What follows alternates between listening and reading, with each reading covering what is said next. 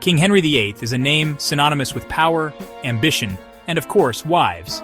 He is perhaps England's most notorious king. His 6 marriages, each more scandalous than the last, have captivated historians and storytellers for centuries. But Henry was more than just a husband. He was a king who reshaped England's destiny. This essay delves into the life and reign of this formidable monarch.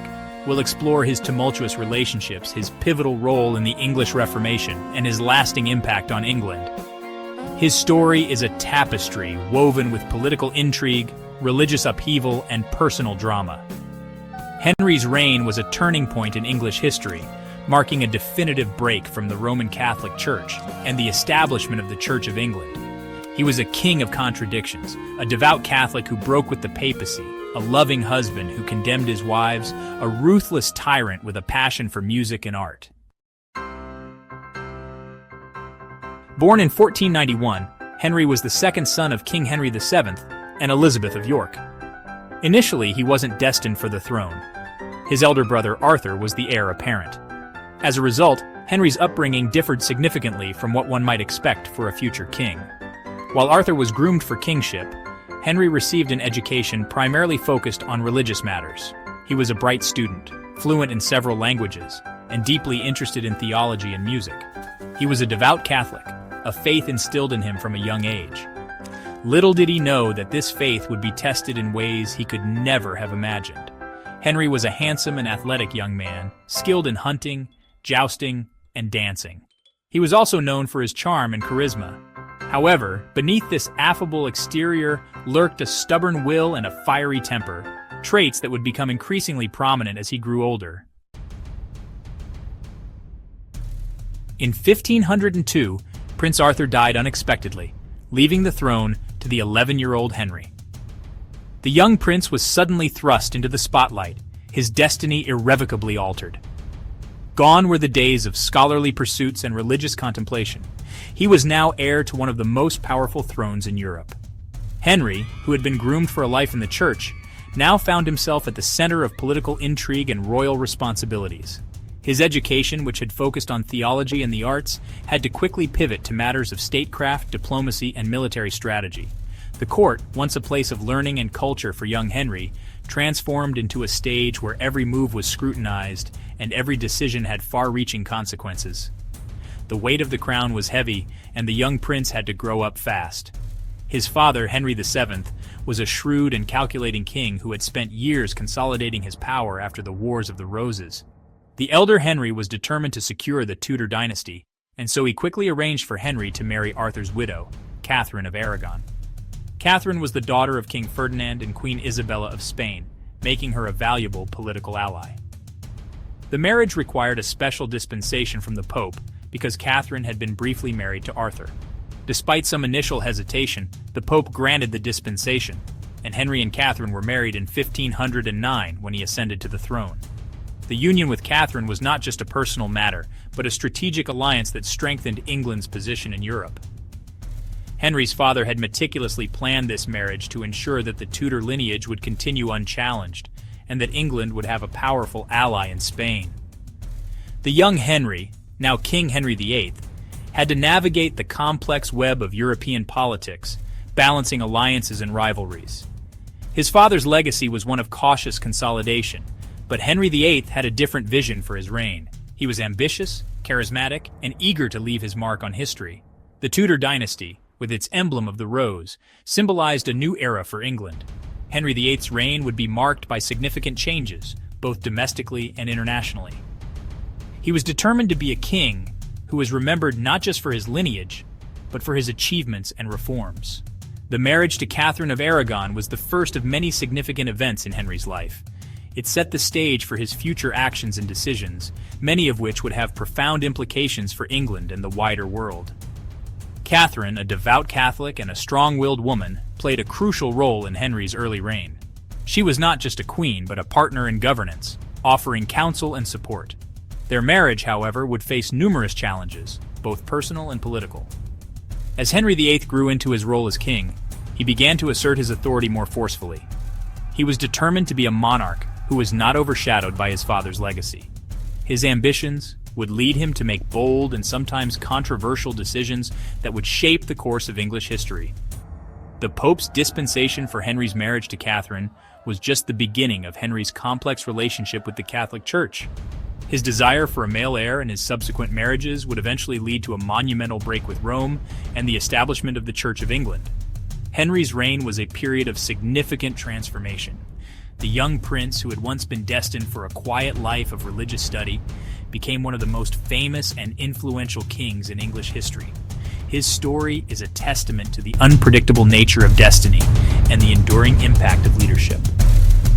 Despite some initial hesitation, the Pope granted the dispensation, and Henry and Catherine were married in 1509 when he ascended to the throne.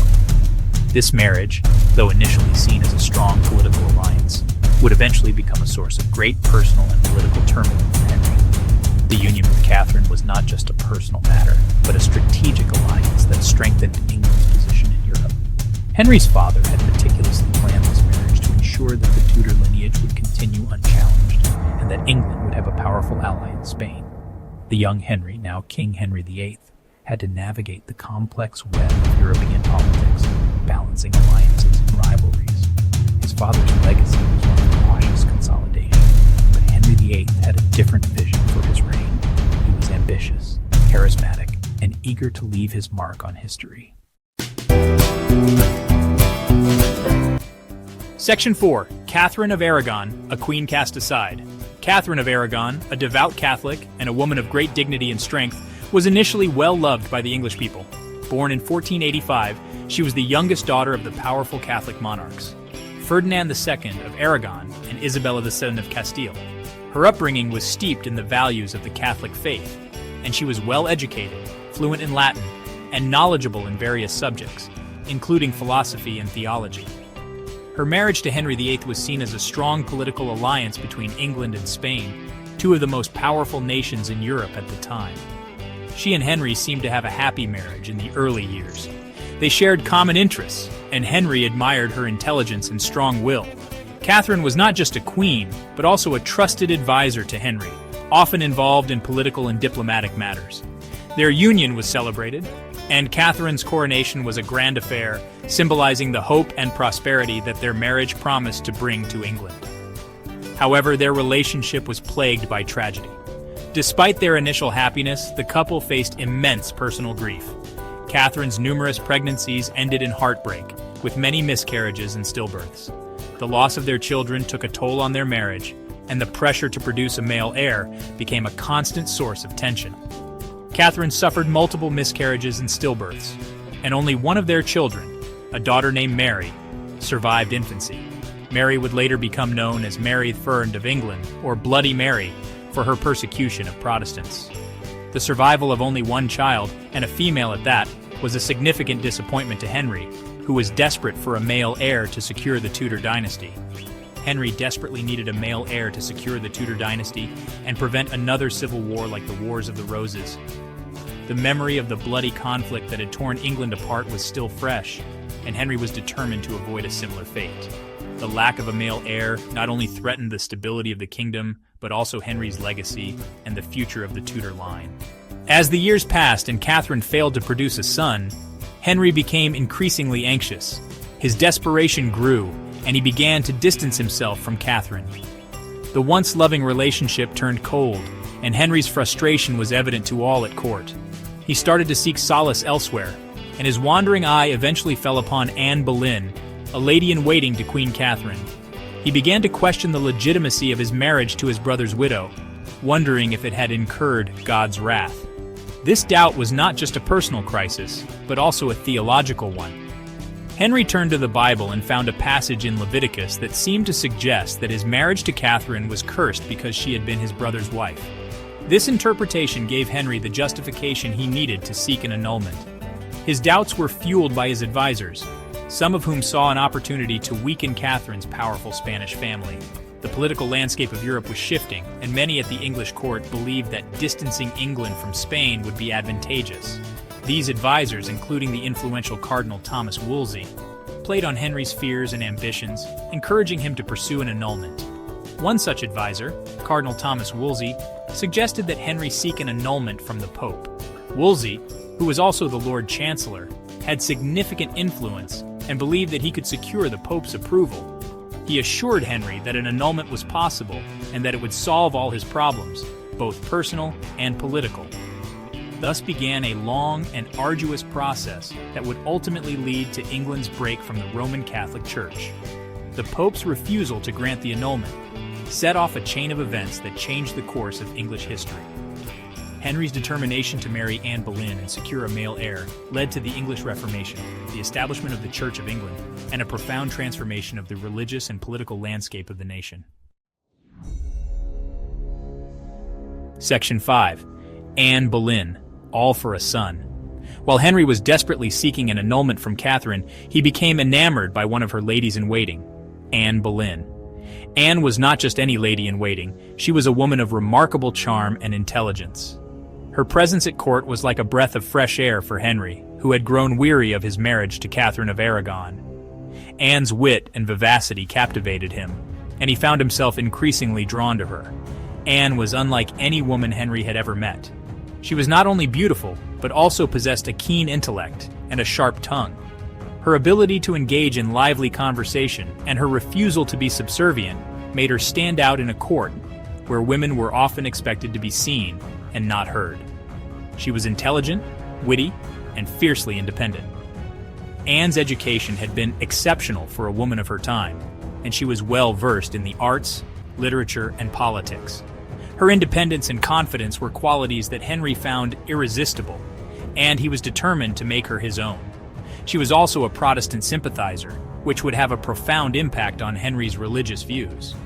Anne's interest in the Reformation and her support for religious reformers like William Tyndale and Thomas Cranmer influenced Henry's own thinking.